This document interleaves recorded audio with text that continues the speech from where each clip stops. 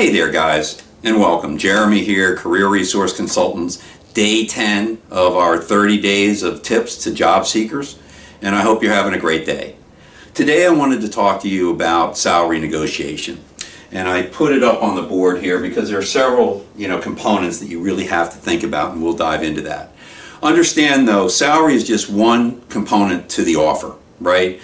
So that will be a tip for another day, but offer negotiation focuses on tangible and intangible components to the offer, and you really need to look at the offer as a whole.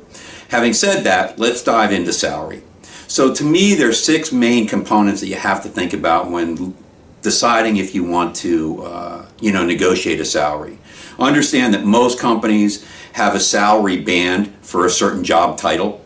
So, they probably won't start out at the absolute highest point, but do they see that you have the value to be able to have you negotiate the salary higher? That's up to you to decide and to see how you want to go about doing it. So let's dive into the 6 components. First and foremost is your current or most recent salary, right? I mean, obviously, if you're currently working somewhere and you're making a certain, number, you don't want to go down from that. In the same vein, if you've just recently left a company and you've continued to ascend up that salary ladder, again, you probably have good reason not to come back down off of that, and I think that's a valid reason to explain to the company.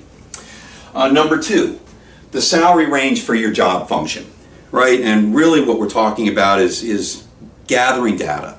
There's certainly a lot of sites out there on the internet, both through job boards that offer salary data, including Indeed and LinkedIn, as well as other websites that will either be services that you need to pay for or could be free, including salary.com and payscale.com.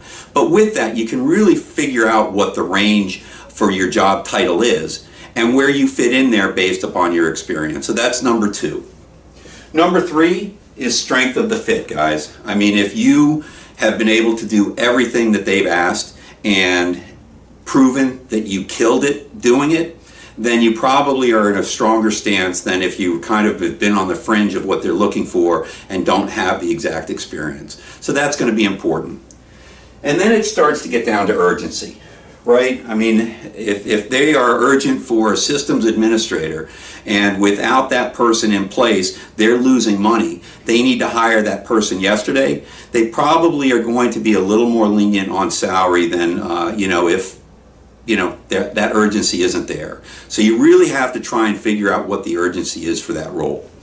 On the other side of things, you have to decide what your urgency is, right? Because again, if you're currently working and you're not happy where you are, but it's tolerable, then you certainly are in a stronger stance to be able to negotiate a salary than if you've been unemployed for 6 months and having trouble making ends meet.